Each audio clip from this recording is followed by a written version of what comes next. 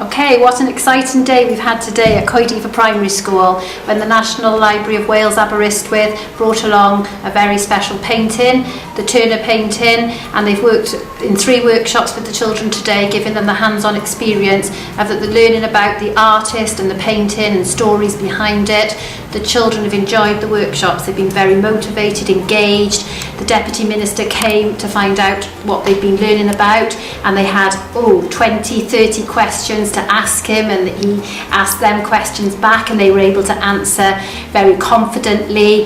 They've had a great day, and what a wonderful way to use a resource from the library actually coming to Coed School where they could actually see it for themselves. An experience, maybe an opportunity that not many of our children have been able to have. But thanks to today to working closely with the National Library, and thanks to Community First who started this project, the children have been able to benefit from this today. And I know it doesn't end there. The parents have been involved tonight, so it's great links with the parents, and we are going to be working closely with them in the near future to carry on this project.